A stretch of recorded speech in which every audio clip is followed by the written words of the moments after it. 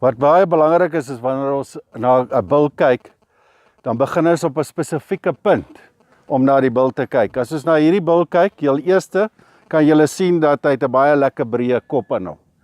Nou, daai breedheid tussen die oë wys vir ons dat hierdie bil kan baie breed wees reguit tot aan die agterkant van die bil, want 'n breë kop is gewoonlik 'n goeie indikasie.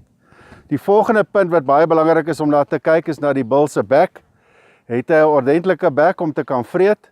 So as jy kyk na hierdie bil, 'n lekker vierkant van 'n bek, hy kan lekker vreet sonder enige probleme. Die volgende punt is die borskas.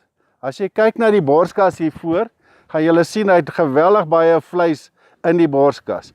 Nou, dis belangrik om dit te hê vir die simpele rede dat ons sit met die voordeel waar as hy daar vleis draai, dat ons 'n beter slagpersentasie gaan hê in sy kalvers vorentoe. As ons kyk na hierdie bil se nek, het 'n baie goeie nekaanhegting en dit loop reguit in tot by sy skouers en hy het 'n baie ronde skof. Nou 'n ronde skof beteken dat 'n dier gaan baie rondings hê en ons is lief om rondings te hê want hoe beter die rondings is, hoe voller is hierdie dier aan vleis. As ons nou kyk na hierdie dier se skouer, gaan julle sien daai skouers is lekker breed, wat ook weer eens vleis dra, en dan net agter die skof, daar waar die ribbes begin, het ons wat ons noem die sprong van rib. Hoe ronder hy is, hoe meer vleis dra hy, want as jy van die skof gaan tot in die heupe in, dan noem ons dit die lende, en dit is waar daai diersnitte beginne sit.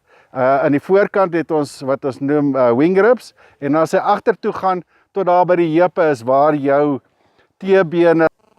As jy kyk daarvan, die skouer reguit agter tot in die heupe is waar die lende sit. Die lende is soos 'n T-bone aan die buitekant is die loin en die binnekant is die fillet.